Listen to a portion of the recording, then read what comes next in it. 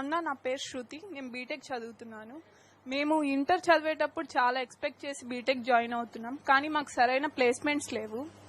ECE triple E students కూడా వాళ్ళకు తగ్గ జాబ్స్ ప్లేస్మెంట్స్ లేకుండా సఫర్ అవుతున్నారు. మన పార్టీ అధికారంలోకి వచ్చాక మీరు ప్లేస్మెంట్స్ తీసుకొస్తారా? కంపెనీస్ తీసుకొస్తాం.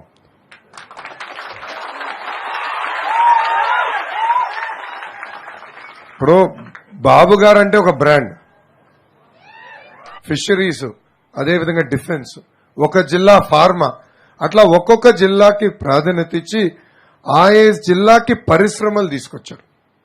ఒక ఉదాహరణ Anantapur automotive Kia, Chittoor electronics manufacturing TCL, Foxconn, ఇలాంటి సంస్థలు తీసుకొచ్చారు.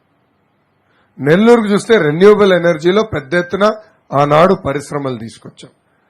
అపోలో టైర్స్ కానివ్వండి, బర్జర్ పెయింట్స్ కానివ్వండి, టీహెచ్కే లాంటి పరిశ్రమలు నెల్లూరు జిల్లా కూడా తీసుకొచ్చింది తెలుగుదేశం పార్టీ. సో ఒక్కొక్క జిల్లాకు ఒక్కొక్క ప్రాధాన్యత ఎందుకు ఇచ్చామంటే మొత్తం ఎకో సిస్టమ్ అనేది రావాలి. ఏదో ఒక కంపెనీ కాదు. ఒక సెల్ ఫోన్ తయారు చేసే కంపెనీ తీసుకొస్తే సెల్ ఫోన్ తయారు చేయాలంటే బ్యాటరీ కావాలి, కెమెరా మాడ్యూల్ కావాలి, టచ్ ప్యానెల్ కావాలి, హౌసింగ్ కావాలి, మళ్ళీ బాక్స్ కావాలి, మాన్యువల్ కావాలి, చార్జర్ కావాలి, ఇయర్ ఫోన్స్ కావాలి. ఇవన్నీ తయారు చేసే పరిశ్రమలన్నీ ఒక ప్రాంతాన్ని తీసుకొస్తే ఎకో సిస్టమ్ ఏర్పడుతుంది. దాని ద్వారా మీరు అన్నట్టు ఎలక్ట్రానిక్ జాబ్స్ కానివ్వండి, మ్యానుఫ్యాక్చరింగ్ జాబ్స్ కానివ్వండి, ఇవన్నీ వచ్చేదానికి అవకాశం ఉంటాయి.